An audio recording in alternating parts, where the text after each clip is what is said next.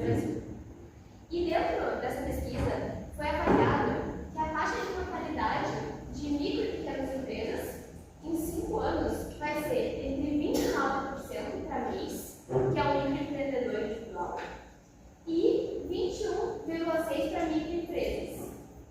Então é uma taxa muito alta para o nosso mercado. Isso vai dizer não apenas que a empresa ela tem uma questão técnica para ser melhorada, mas sim um gerenciamento interno.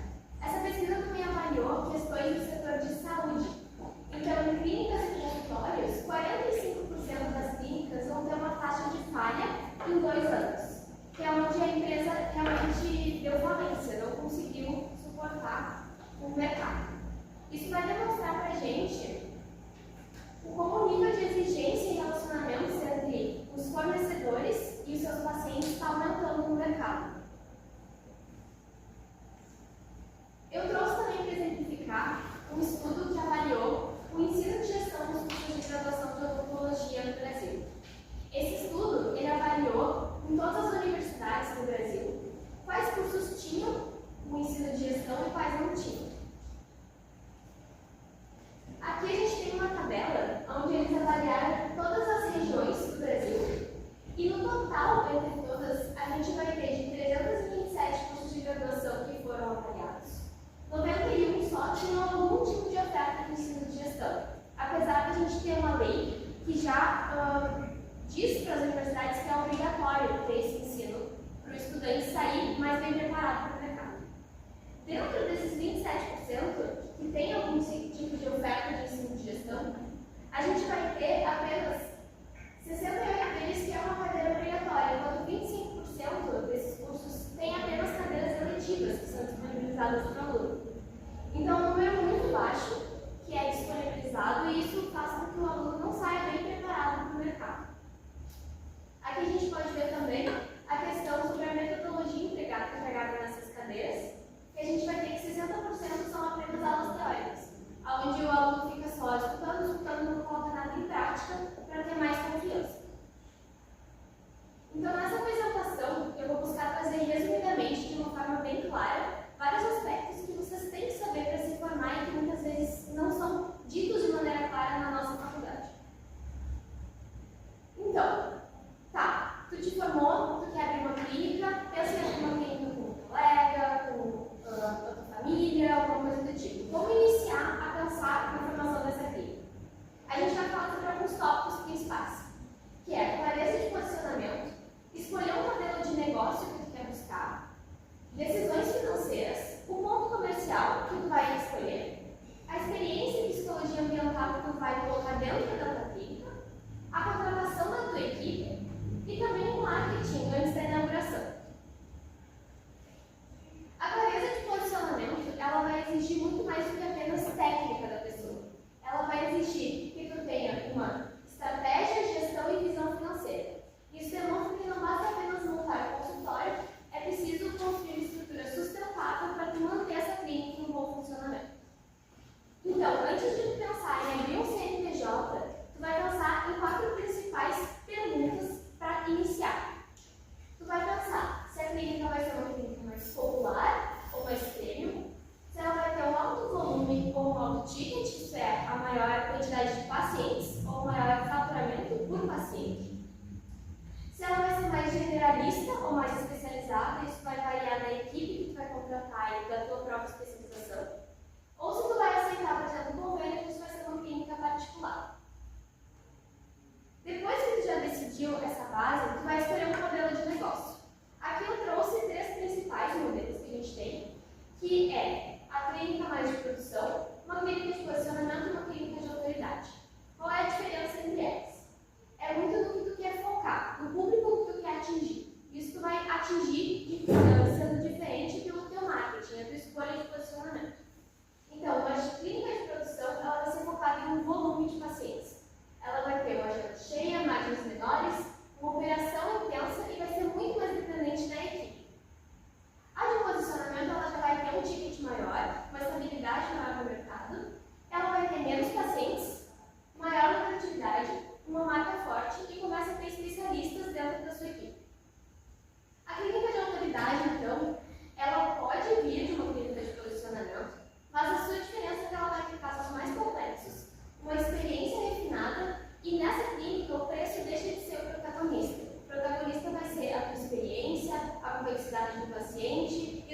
atendimento de maneira geral. A parte mais importante que eu penso para tu abrir um consultório, uma clínica, é a parte financeira. Então eu trouxe aqui algumas questões que tu vai ter que ser organizado e tabelar os teus custos básicos para abrir, porque tu não consegue abrir uma coisa sem ter os custos financeiros bem delimitados. Então, tu vai ter que organizar e tabelar o teu aluguel e financiamento, caso tu tenha comprado, a tua folha de pagamento, que vai dentro disso a tua secretária, coisas que tu vai ter que pagar a bem, tua contabilidade, porque é muito importante que tu tenha um contador para te ajudar nessa questão financeira, o sistema de gestão de software, se tu for usar um sistema de gestão para pacientes ou um software como o CAD/CAM, por uma questão protética, tu vai ter que pagar esse software. Então, tu tem que colocar na tua folha. O teu marketing, materiais de insumos, que é todo o uso de resina composta, que a gente está acostumado com coisas que a gente utiliza no dia a dia. O teu laboratório de prótese, que é o valor que tu vai pagar, não o que tu recebe, né, paciente da prótese, mas o que tu de fato passa por protético. Manutenção de equipamentos, que a pessoa tem que estar sempre com uma reserva para caso isso aconteça. E decisões contábeis para labore e impostos, que a gente vai falar um pouquinho mais para frente.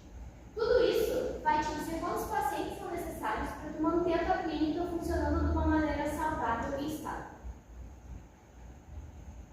O ponto comercial e a experiência desse paciente.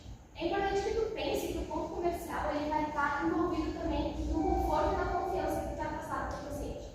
Então, o ponto comercial ele tem que ser de fácil acesso, tem que dar uma sensação de conforto para o paciente, uma sensação de segurança, em um bairro mais tranquilo possível, e também um ambiente que transmite cuidado e acolhimento.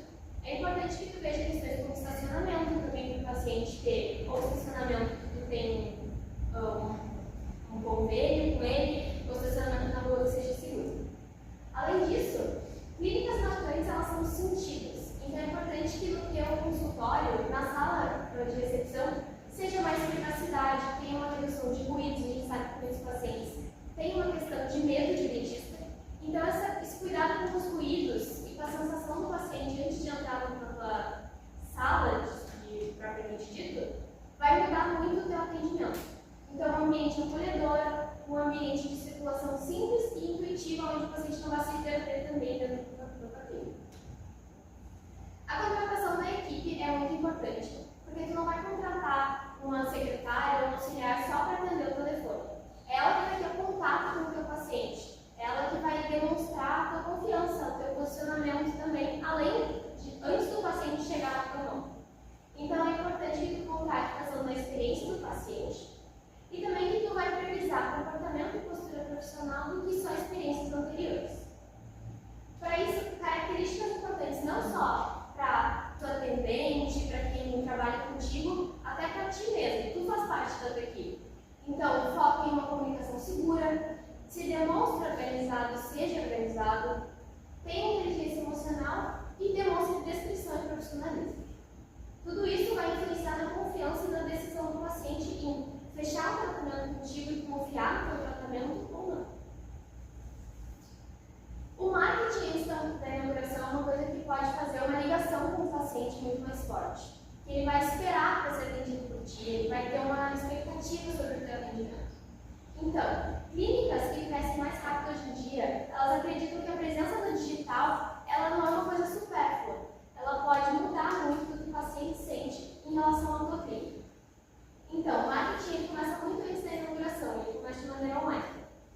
Tu vai mostrar os bastidores da construção da tua rotina, tu pode compartilhar histórias, valores da tua marca, vai criar uma conexão com o paciente. E esse marketing não é só dentro da estrutura física, mas é o nosso marketing próprio também. As pessoas que estão em volta da gente já estão olhando o que a gente vai fazer, a maneira como a gente se porta. O marketing antes da inauguração é a nossa própria inauguração, que é a nossa formatura.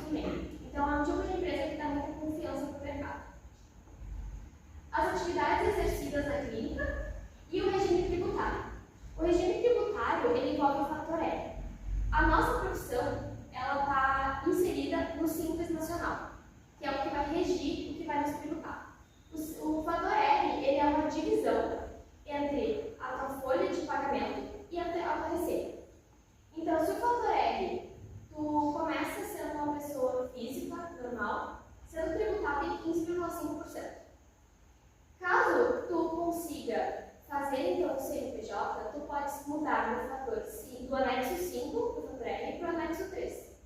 E isso vai fazer com que possa ser tributado em muito menos, passando de 15% para 6%. Então, é um valor bem mais baixo para ser tributado. Tu vai precisar ter o registro do conselho profissional. Então, a clínica precisa ter um responsável técnico, que é quem vai responder eticamente pela clínica e vai garantir que as normas sanitárias elas estão sendo cumpridas. E também vai supervisionar as práticas. Além disso, tem que ter um alvará sanitário, que é dado pela vigilância sanitária. E tem algumas questões que eles vão avaliar quando eles forem nessa clínica, que eu trouxe aqui para a gente ter uma ideia. Por quê? Normalmente é feita uma visita, onde eles vão te dizer tudo que tu tem que mudar nessa clínica. E após isso, tu muda tudo isso e volta uma nova visita para dizer, tá ok, tu pode funcionar. Então, eles vão avaliar o fluxo de esterilização, eles vão avaliar o descarte de resíduos, que como aqui na faculdade a gente tem um descarte específico para questões hospitalares, também tem que ter isso na clínica. Biossegurança, barreiras de contaminação, uma ventilação adequada para o teu consultório, validade dos teus materiais, e para isso é bom que tenha um bom acompanhamento da validade, para não deixar nunca utilizar algo que está fora dela. O laudo do raio-x, caso tenha um serviço de radiologia no teu local, e também a planta baixa do teu consultório. Tem que ter uma questão de segurança contra incêndio, então tem que ter extintores, placas de sinalização, saídas adequadas, iluminações de emergência, e sem essa segurança contra incêndio não sai o alvará municipal que é necessário para tu abrir uma clínica. E também, como eu falei, o serviço de radiologia tem que ter uma licença, que ela é renovada a cada 4 anos, que vai ter a dosimetria e também tem que ter um físico responsável para avaliar isso contigo. Tu tem que ter o alvará de funcionamento dado pela tua prefeitura, que vai depender do zoneamento, então do local aonde a tua clínica está. Vai depender da documentação do teu imóvel e também de questões de acessibilidade para cadeira de rodas e vagas de estacionamento. Além disso, tem que ter uma lei geral de proteção de dados, que vai envolver termos de consentimento, que para quem tem dúvidas, a gente tem no CRO disponibilizado um termo de consentimento básico para ser utilizado. Proteção de prontuários, controle de acesso e políticas internas. Tudo isso vai fazer uma blindagem jurídica para a tua clínica ter mais segurança. Tudo isso envolve um maior problema jurídico, hoje em dia nas clínicas, não é relacionado a fiscalizações, sim a relação direta com o paciente. Por isso é tão importante que a gente tenha uma segurança, que se envolve em prontuários completos, organizados, documentação fotográfica adequada para o nosso paciente e também termos e contratos bem elaborados. Até aqui eu mostrei um monte de coisa que a gente tem que ter. E é isso que eu quero mostrar com essa apresentação, que não tem que ter só a técnica. Né? Para abrir uma clínica, são vários passos que não são mostrados, então tu não vai conseguir abrir uma porta e começar a fazer uma restauração. Tu tem que ter todos esses passos bem elaborados e isso é muito importante que tu tenha um contador e um advogado contigo. A gente vai falar um pouquinho sobre a diferença entre pessoa física e pessoa jurídica. Teve muitas formas que eu pensei do como trazer isso de uma maneira mais clara, mas eu achei que a maneira mais simples de trazer para vocês era uma relação entre as duas em um formato de tabela. Então aqui a gente pode ver a pessoa física e a pessoa jurídica. A principal diferença é que uma delas vai ser direto no teu CPF e a outra tu abre um CNPJ e emite nota fiscal. A tributação entre elas vai ser bem diferente, como eu falei. Então, sendo pessoa física, tu vai ser tributado em 27,5%, mais o valor do teu INSS para a aposentadoria. Agora, sendo pessoa jurídica, tu vai ter impostos menores do Simples Nacional que vão variar entre 6% a 16%. Então, a gente reduz metade ou mais da metade dos impostos que tu vai ter que pagar na tua vida. A pessoa física ela é mais simples e também, no início, ela tem um custo inicial mais baixo, mas a longo prazo o CNPJ ele vai facilitar a organização, vai te dar mais confiança como profissional no mercado. Outra questão é que a pessoa física tem um limite de faturamento. Então,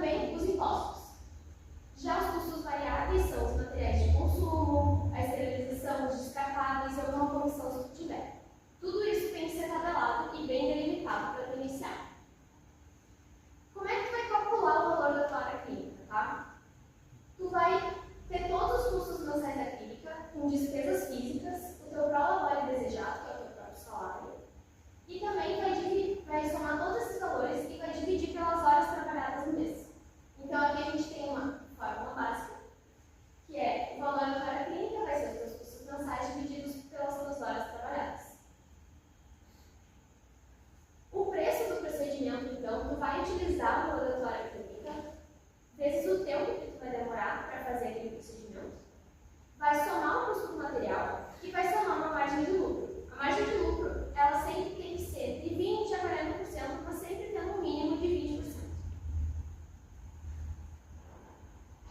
Tá, já sabemos como eu vou precificar esse procedimento. Agora, como é que eu vou passar esse valor para o paciente tendo uma confiança e transmitindo o valor, para ele realmente confiar no teu trabalho? É importante que tu passe esse valor para o paciente sempre depois de ter uma avaliação clínica e radiográfica muito bem feita, para tu não ter nenhum tipo de surpresa.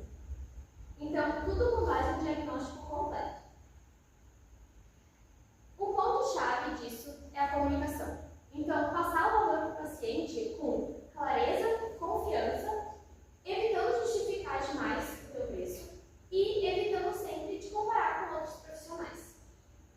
Valoriza a experiência e a qualidade entregue pela tua clínica, demonstrando para o paciente a questão como complexidade no caso dele, o teu tempo clínico gasto, a tua técnica empregada, o risco biológico trabalhando na área da saúde e materiais e tecnologias envolvidos que tu investiu na tua clínica para atender aquele paciente.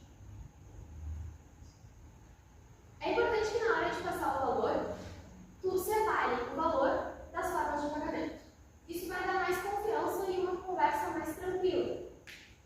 E é importante que vocês treinem isso na faculdade também. Eu sinto muito que na clínica a gente nunca sabe muito bem o valor que a gente vai passar. A gente não faz a menor ideia do quanto o nosso trabalho custa, de fato. E quando tu vai passar o valor, às vezes é só o valor da prótese. E a gente sempre está ali sentado, o paciente explica toda a técnica, o trabalho, isso a gente sabe. E aí fala, aí o paciente pergunta, e quanto que isso vai custar? Tu fala, um segundinho, eu vou olhar no papel. Então isso já perde um pouco a confiança do paciente. Então tentem treinar isso na faculdade, com os próprios pacientes, porque quando vocês saírem daqui, vocês vão ter que falar com o paciente o valor. Não é, não, vai lá falar com a Suzette, né? Como é que tu paga? Eu não sei, não faço a menor ideia. Não, daqui pra fora vocês vão ter que saber isso, é muito interessante que saiam daqui com uma segurança maior. Coisas para tomar cuidado. Sei que essa é a parte mais chata pra gente, que é preencher a GPUs e preencher termo de consentimento, mas isso vai evitar muitos problemas no futuro. Então, ter tudo por escrito, desde o plano de tratamento até os valores que foram passados, para não gerar nenhuma dúvida. Um contrato da prestação de serviço. Ter uma política clara para faltas. Aqui a gente tem muito essa questão com faltas, mas na vida real, vocês estão pagando pelo horário que vocês estão lá, sem atender o paciente se ele faltar. Então é importante que já seja explicado quando o paciente marca que ele não pode faltar, que isso, né, não é bem visto. Um valor fechado antes de iniciar qualquer tratamento, termo de consentimento assinado e recibo ou nota fiscal no caso de tu ter o terceiro no chão.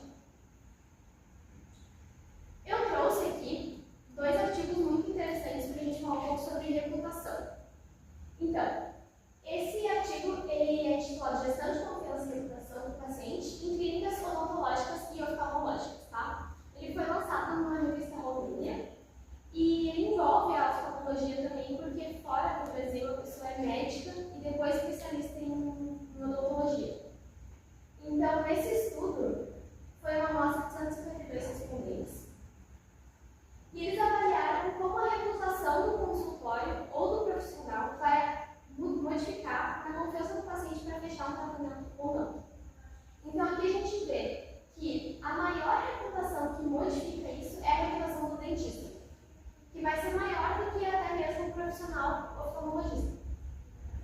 E também do consultório é o que menos vai modificar isso. Então, mesmo que o consultório não seja tão boa a reputação, se o dentista tiver uma boa reputação, o paciente tende a confiar mais. Outra questão que ele traz é como o paciente vai ter a sua reputação para ele ir atrás do profissional. Então, se ele vai vir por recomendações de amigos e família, por uma questão online, ou pela presença online, né, do doutor, das postagens do Instagram, e a gente vê que o maior, que é o carro-chefe da recomendação, é a recomendação de amigos e família, que é muito maior que o consultório médico odontológico do que o oftalmológico. Então a pessoa ela tende a fechar muito mais com o dentista, no caso dela ser indicada por uma pessoa de confiança.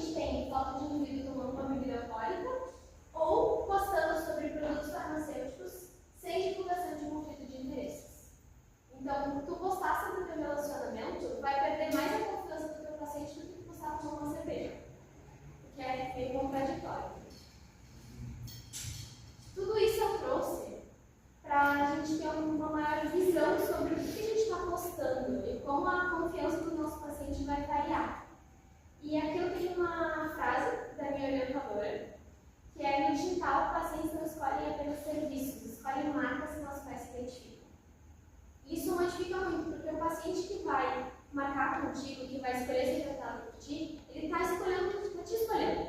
Não existe, né, uma competição nessa parte, porque o paciente vai escolher quem ele se identifica. E ele vai se identificar pelo que tu demonstra nas redes sociais muitas vezes. Essa apresentação foi muito baseada no e-book de gestão da minha orientadora, que eu deixo aqui o QR Code. É muito interessante, é um material muito simples e muito educativo para a gente ter uma